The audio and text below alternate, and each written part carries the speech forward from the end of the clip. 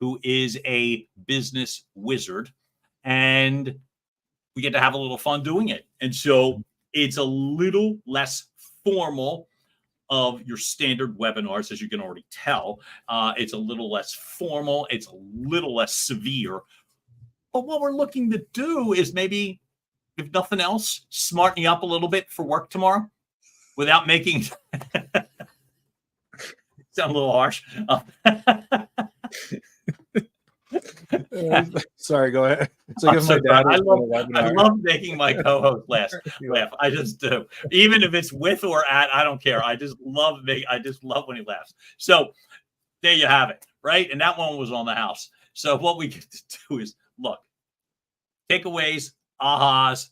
We take real life case studies, business situations, break them up a little bit, bring it to a reasonable length of time, problem, solution, example, takeaway, and then hopefully you'll be able to relate to it. If you are with us live tonight, not only follow along, jump in.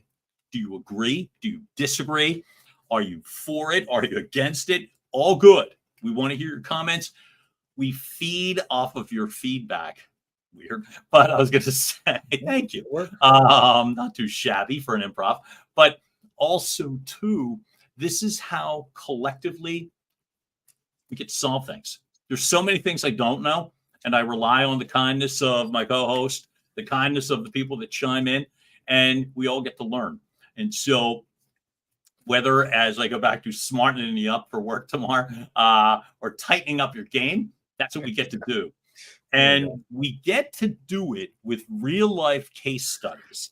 This one's interesting tonight, and I'm going to let my partner in crime take this one because we don't want to compromise the identity of the person there. So, Zach Farland. They did want to remain anonymous, and I appreciate it. And I appreciate everybody, whether you're watching the recording afterward or you're here live. We really appreciate you. And obviously, yes, jump in. Whether you agree or disagree with what we're saying, jump in. We love the discussion. Everybody learns better when we're challenging each other. So this case study, this is a timely one, and it's a very robust topic to discuss, and we could go on many different angles. Again, we're going to try to keep it a little bit shorter today, but let's jump in. I'm going to try to get in character here for a second. Anonymous's hang on. I'm trying to get into Anonymous's shoes here. All right, so I'm in a leadership position in a media company. There are layers and tiers in our system. I lead a team of salespeople and report to senior leadership. So it sounds like this person is director or VP kind of level, or maybe mid-management. It's late summer, bunch of vacations amongst my team. I am also due to break next week. Good luck with that. I am feeling uncomfortable as our sales projections are currently pacing below expectations. Senior leadership is leaning into me to convey a sense of urgency to my salespeople. You email them and let them know the concern. While it's clear that increased revenue delivery is necessary, I don't want to diminish their spirit. Disrupting company culture by pressing them, especially while some are on break. Not every salesperson I have is a star. Hate it when that happens. But several are strong, and finding new talent has been difficult. Of course it is in this market. How do I best handle? So thank you, Mr. Ruffin. I'm sorry, Anonymous from Philadelphia, PA, for the folks.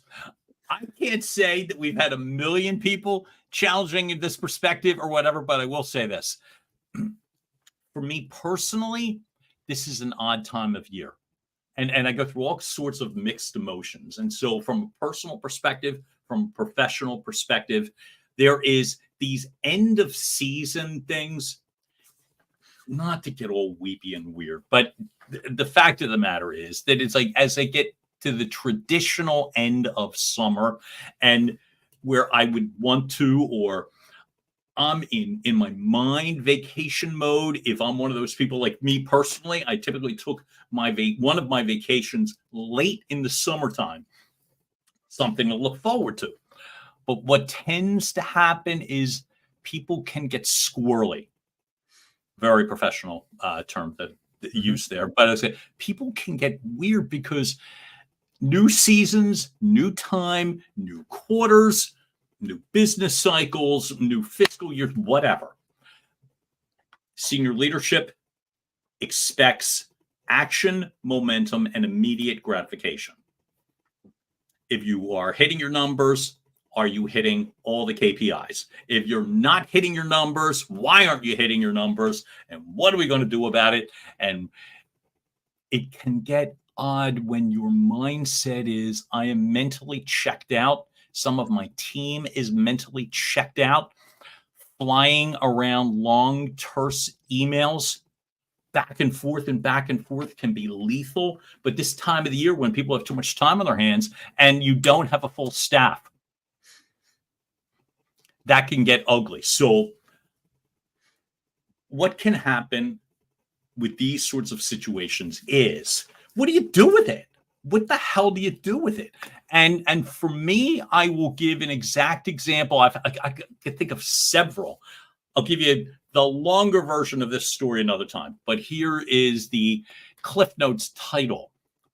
Have you ever had your entire sales staff leave right before Labor Day and have a sales team of 0? I have. Worst vacation ever.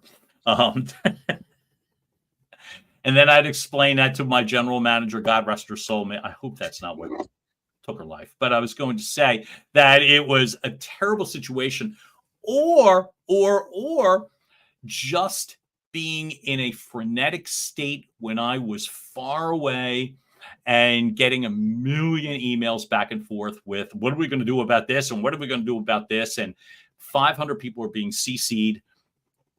This sounds so gross and like a privilege problem when I'm saying it. I was out of the country. It just sounds gross. So I get that, but it's not like nobody knew where I was or why I was there.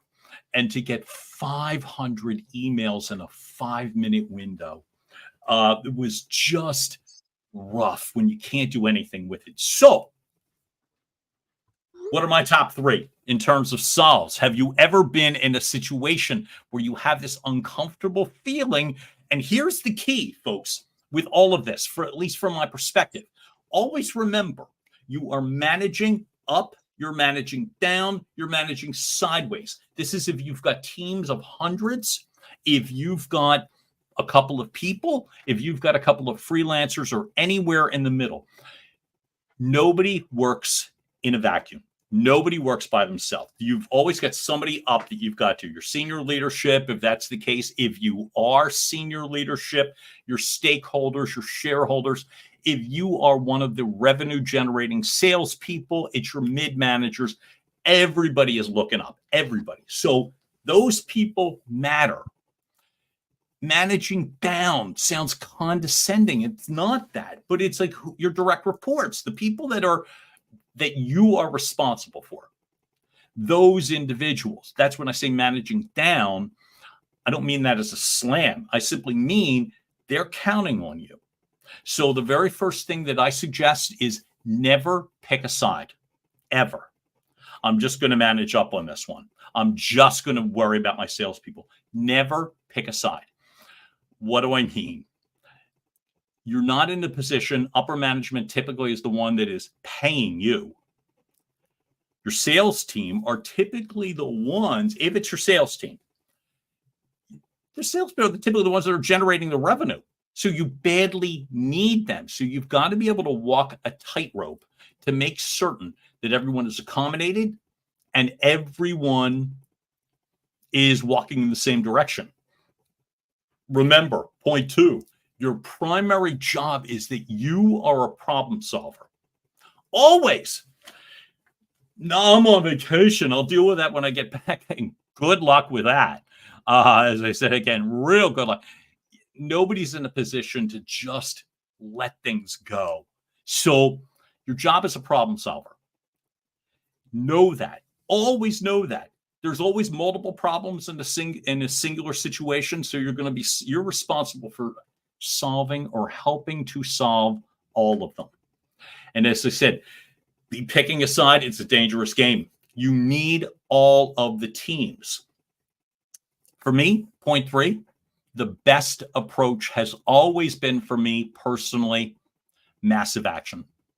massive action, which is like, for instance, so here would be the strategy. You're feeling a little weird this time of year. Sun's starting to set a couple minutes earlier, and you're starting to feel melancholy, and everything's just weird.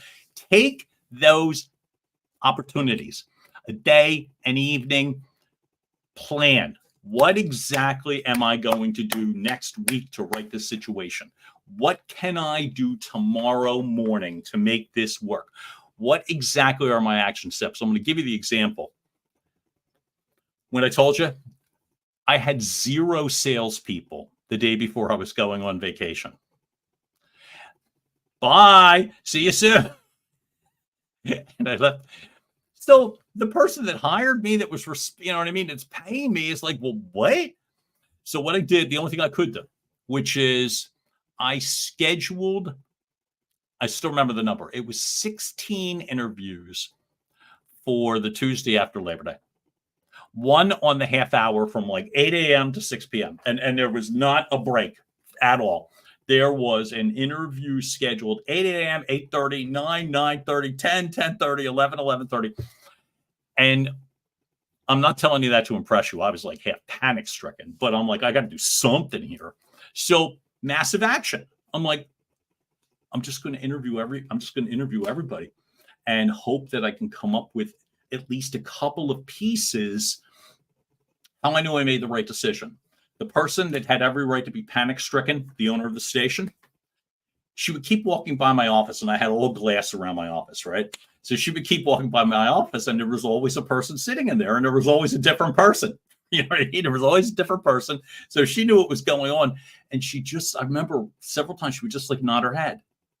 Like, And that made me feel great. And it was like, not because I'm all that, but it knew I did something. I took a plate off of the person that needed it done. And we wound up refilling our sales team as a result. So that was just one example that I can say. Really a strong move would be, don't let your sales team deplete to 0. I learned, but that was, but again, it's solve as many problems, not just your immediate problem. Understand the team above you, below you, alongside of you. They all matter. You need all of them to do your job. Solve a problem in a way that helps as many of your teams as possible. Number 3, take massive action. I love this, by the way, with Audrina saying reprioritization and coverage structure would be key here to get through the vacation seasons. Yes. I like your idea way better than let's let them all quit. So, and folks, that is one example of 20 that I could give you as to why this time of year I feel like is fraught with potential problems. And some of them are busy work problems. But just ignoring them, I'll just check out, and Labor Day Tuesday, I'll be fresh and ready to go. You can't because the pressure just keeps accelerating. So plan a little bit, act a lot, and work with each of the teams around you, and hopefully that puts you in a better situation. Zach, for this anonymous person, what are your thoughts? Well, I have a lot of thoughts. Okay.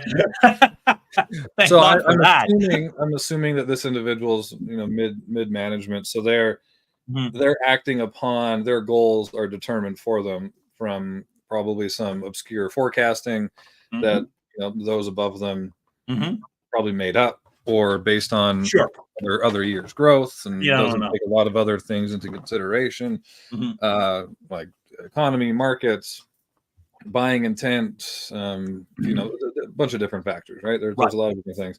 So this is a big reason. This is one of the reasons why a lot of these traditional forecasting, like this classical strategy of forecasting, it doesn't work as consistently as it used to in industries where it typically has always been used. Forecast, this is what we should be this year. so we can, we can see to get this much more funding for these other projects or innovations and this kind of stuff. And then it doesn't happen. And then it looks like everybody fails and then they fire everybody because they set goals that were based on hoopla, right? So goals are not strategies. But in this case, I'm assuming this person has no control over those things. This is just an odd time of year where individuals are a little bit more disengaged. They're more worried about the kids are out of school. They got vacations going on. That all-inclusive Mexico trip, it takes a lot out of you. But for this, I mean, obviously, a structured, a coverage structure would help in this case, right? It would be a short-term fix. Yeah. So reprioritization, that's a hard one to say. And coverage structure would be key to getting through the vacation seasons, of course. Absolutely. But vacation seasons happen every year. Yeah. You should be able to plan for these accordingly. Now, typically, if you're in a sales role, depends what type of sales role this is. I'm assuming if it's a media coverage or a media company, it is probably longer cycle times. The pipeline is your nervous system, your heart, what keeps you alive is your pipeline. And so finding ways where your team can work together to keep the pipeline full, to keep things moving whilst people are on vacation, so that they can keep those numbers at least more consistent than they can. But in that case, it's still very difficult. It's still very difficult to do when you have people going on vacations all over the place and this kind of thing. But for your team, it's when they come back and you're sending that email and you're trying to rally the troops, so to speak. Reprioritize and refocus on, and maybe even redefine what your most important leading indicators are. Right? Don't have them come back and focus on a whole bunch of lag measures that they can't do anything about because they've been gone for 2 weeks. Right? You didn't hit your numbers this month. Right? So blah, blah, blah, blah, blah. You're going to fail. Don't focus on that. Focus on what are the things you can do right now to get more pipeline. What are the things you can do right now to close what is in your pipeline? What are the things you can do right now that'll lead to a higher likelihood of success in the future? Leading indicators you have control of. You can do something now about them. You can improve them in an hour or in a day. Right? So if you're that leader, right, go on vacation, chill out, but get your team, when you come back, get your team refocused on the leading indicators. Don't have them focus on, hey, we're behind and all this kind of stuff. Your job is really in that middle management role is at some times to protect them from senior leadership, from senior management, because all they're looking at is the books. They're looking at, I mean, it depends on the size of your company or if it's public or not. They're looking at they're looking at all these types of things. They're looking at, what do clients think about you, publications and that kind of stuff. That's not what your team needs to worry about. Your team needs to worry about those leading indicators, those day-to-day activities that drive growth. So get them together, communicate to the team where you're at. We're behind, right? But we can't do anything about that now. What we are going to do is we're going to focus on these leading indicators and then set clearly defined goals for your team based on the leading indicators. Don't worry about the lag measures. Don't worry about stuff that's already happened. If it's, you're already going to miss projections for third quarter at this point. So why worry about them? Why worry about them right now? Okay. Leave that to you into the upper management. All right. But for them, it's your job as a leader to protect them from that bullshit so that they can focus on what's right in front of them, which is cleaning their lists, which is finding the champions, depending on what type of sales you're doing. It depends what your sales process looks like. It's making a certain amount of calls, challenging your team to make a certain amount of calls. But if you have them focus on things they can't control, they have no control over. Currently, they have no control over. You're just going to deflate. They're just going to deflate, and then you're going to end up with no salespeople, or just a much more. You're not going to allow them to build momentum going into the fourth quarter, right? Which is generally when, I mean, let's be real, when most sales organizations make their last push and they make all their commission is in the last few months, because then they spend all this time building up their pipeline, and then all they want to do is close it so they can get those fat bonus checks for Christmas, and they can whatever, spoil their kids and their family and their wives and husbands. Plan their next vacation. And plan their next vacation. Exactly. So have them just be hyper focused on what those leading indicators are, right? And if you don't know what those are, clearly define them, right? If I make 100 calls, if you make 100 calls a day to a clean list, this is the likelihood of you adding this many people onto your calendar. You add this many people onto your calendar based on previous conversion rates. You can do this, but you can control this right now. You can make 200 calls today and you're back on track, right? So give them wins right away using leading indicators, clearly defined leading indicators. And then once you get those wins, you can start getting that momentum back. The point is, the key is clearly define the leading indicators, get them some wins really early on, start building that momentum, right? So that you can at least push into that fourth quarter with momentum and positivity and all this kind of good stuff, right? But don't come back and start, dropping it on their head that like, oh, everyone's pissed off at me because you guys are taking vacation and we're going to miss all of our quotas. You guys suck. Why are you taking all these vacations to start? Your job as a leader is to protect them from that shit, have them focus on what they can control, and get them some wins to gain momentum. See, I think that's beautiful. I think so often what can happen when you've got too much time on your hands or not enough people to talk to or whatever is you start manufacturing nonsense. And one of the things that can happen is you start finding easy finger pointing methods like you were talking about. It's like, well, like, how can I? Look, nobody's around. Everybody's on vacation or stealing from the movie Glengarry Glen Ross. These leads are terrible. It's like you just can't sit and move forward. And I think one of the things that you just identified, which I think is a really big point, which is not lean into people for the nonsense. We're not going to make our third quarter goals. Well, okay, so we all know that. You can read the numbers. You know what I'm saying? So, okay. And that's a problem. And what are we going to do? And I can't go back to it. That's a terrible way to go about it. And again, it's rather than you're a problem or it's their fault or I don't like this or what, to come at it from a proactive sense that allows you to see the situation. You don't have to sit and, play escapism. But the fact of the matter is, ruminating over getting close enough in September, I think is a really brief conversation because mostly it's being, so what can we do at this? And this is where, as a leader, rather than just asking questions, suggestions are never a bad thing. This is where I believe as a leader, you could really help. So rather than asking nothing but leading questions that sound almost accusatory.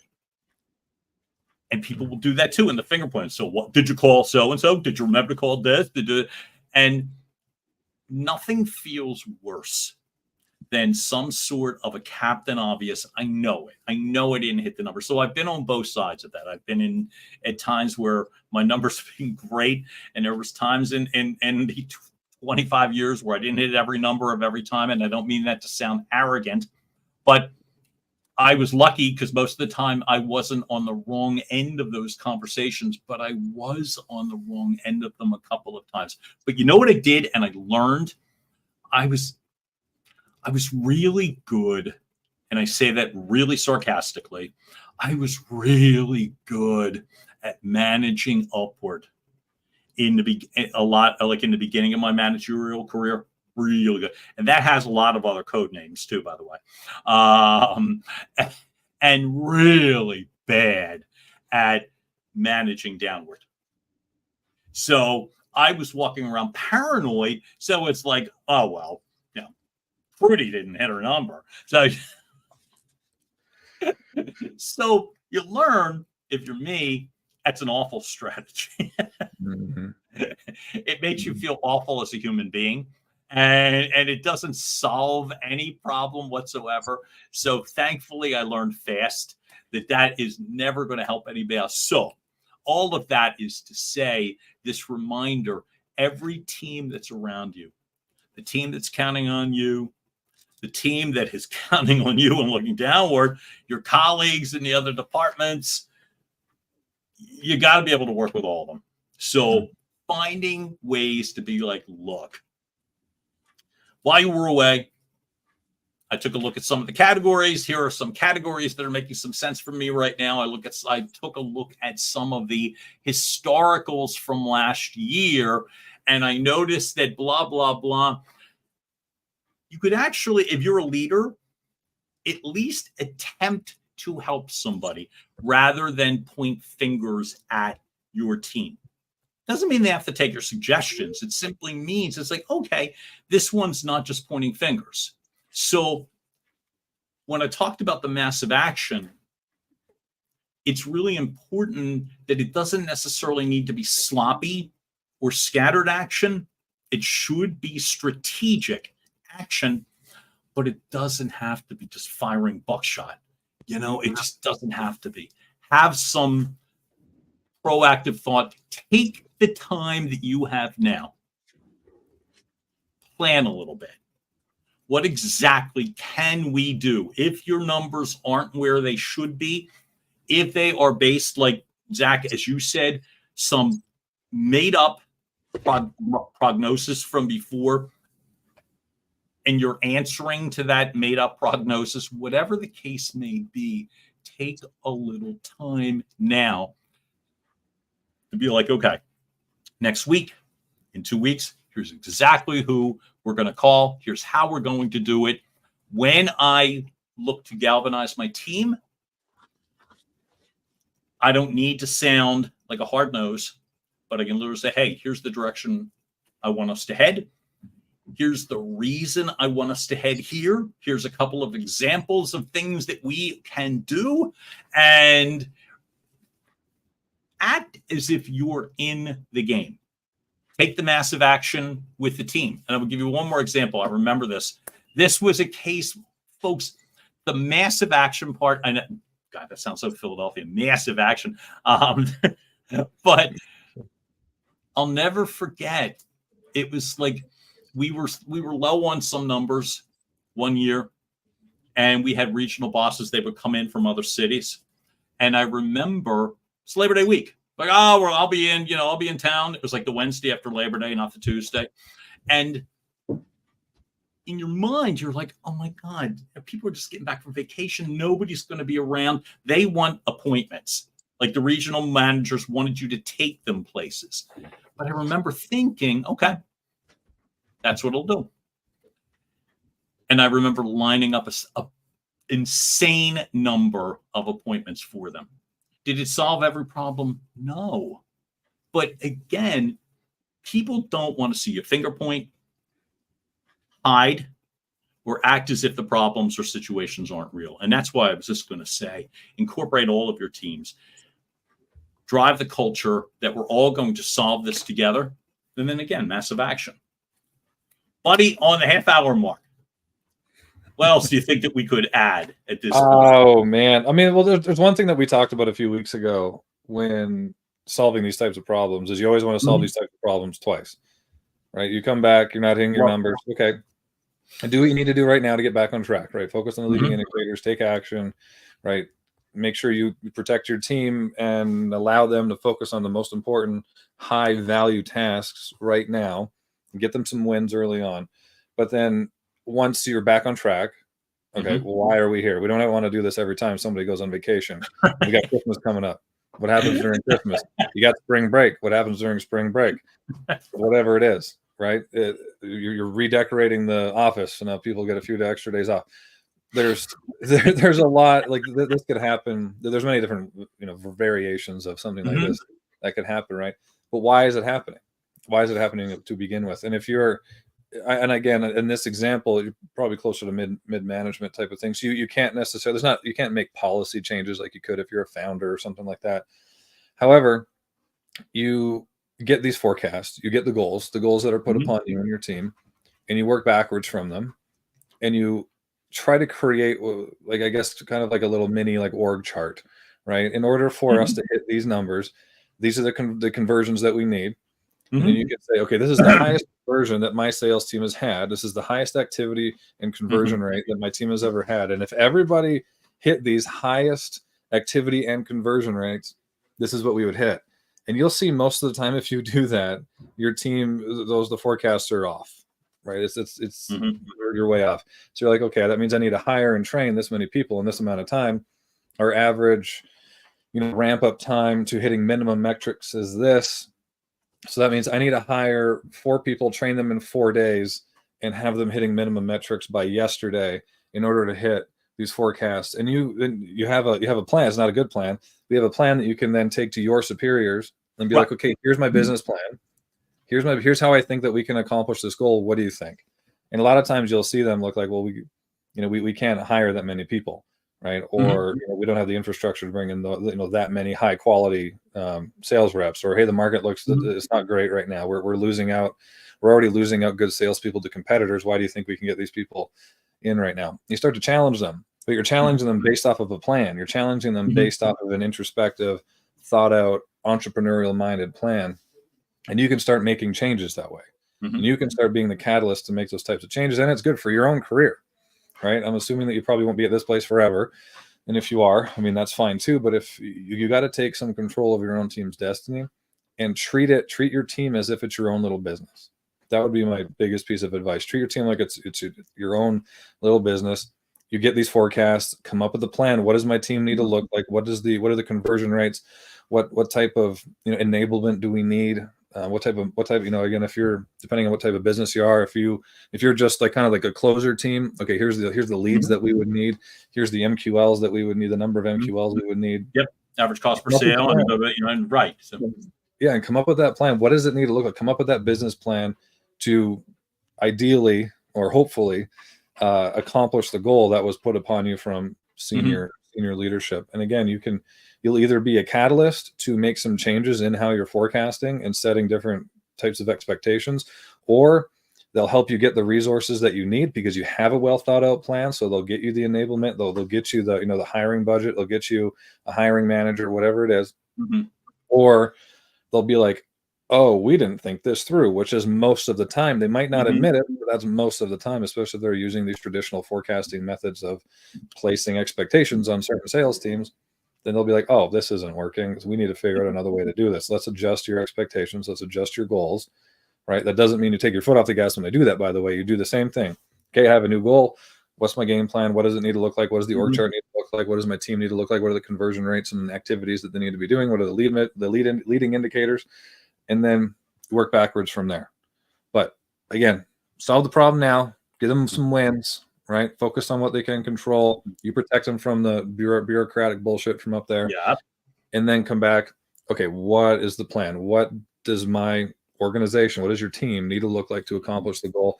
Make a plan and present it to your team. And if you don't have that kind of relationship with your bosses, that's a good sign. You should probably freshen up the resume. I'll add one more thing. Freshen up the resume, but what you could do before then is find the right time to have a conversation. So, life lesson. In the midst of a hailstorm or any other kind of storm that you want to throw out there, right? In the midst of that is a bad time to be having strategic conversations. So, pick your spots. So, for instance, when things are a little bit slower, like say, for instance, right now, if your senior leader happens to be around, these are good times to have conversations because maybe they don't have quite as many fires to put out as they normally do.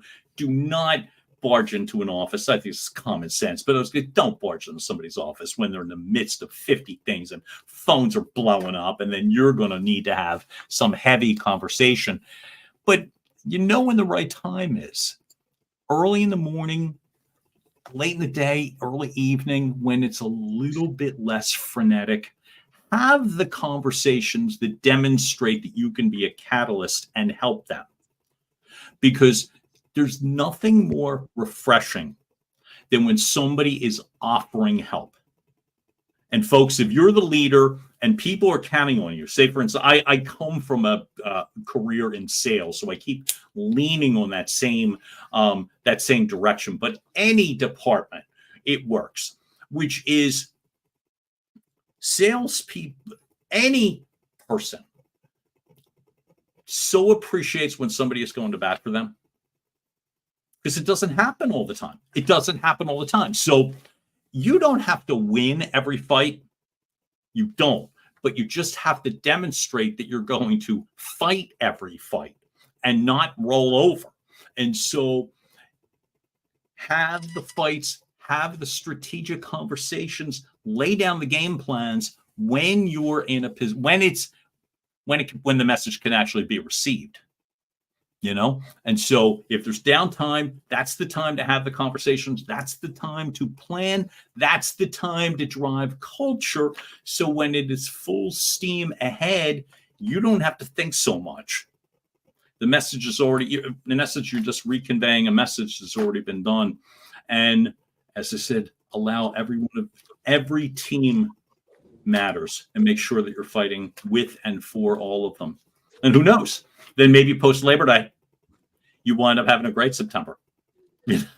maybe you wind up hitting all in. It happens a lot. These situations turn around a lot. And typically it doesn't take a ton to get them going. And that's why I'm saying this is not a doom and gloom thing at all. But take advantage of the time and don't make an unnecessary, foolish, busy work. You know, there's no need. There's no need. And for God's sake, mass emails when people are on vacation, really try not to do that. Really try not to. CC everyone who's ever been born, and a bunch of terse back and forth. Jesus God, try and make sure that everybody you CC is in order of, seniority. Yeah. Make sure. If you can, senior leader first, defer to all, make sure they can be seen. It's like, oh my God, give somebody a couple of days of peace. And I swear to God, I feel like you'll be greatly rewarded come Labor Day Tuesday. Buddy boy, anything else you think we should cover at this point? I think we covered her well. Boom. I love it. I love it. Folks, I got not even a call. Probably a Did you get a fax? Was that a fax machine? Dude, sounded like a fax machine. Right now, my printer has not been working properly, and I don't want to tell you how long it's been. So fax-wise, no. It's at this point, no. I'm trying to go paperless, but if you saw some parts of my home, you'd be like, oh, no, you're not. No, you're not. Zach Harlan, Summit Chasers Network. It is absolutely a pleasure, my friend. I'm really grateful that we get to do this. Thanks for showing up for me. Thank you. 100%. Hey, folks, thank you for showing up for us. John Duffin here with Duffin Media. We get back again Tuesday. Try not to quit between now and Tuesday, all right? Tuesday, 7 p.m. Eastern Time. I love that face. Yeah. We love having you here. Watch the replay. Send it to a friend. Maybe we smarten them up too. But in the meantime, thanks so much for showing up. Have a wonderful night, folks. Be well, and we will see you soon. Bye.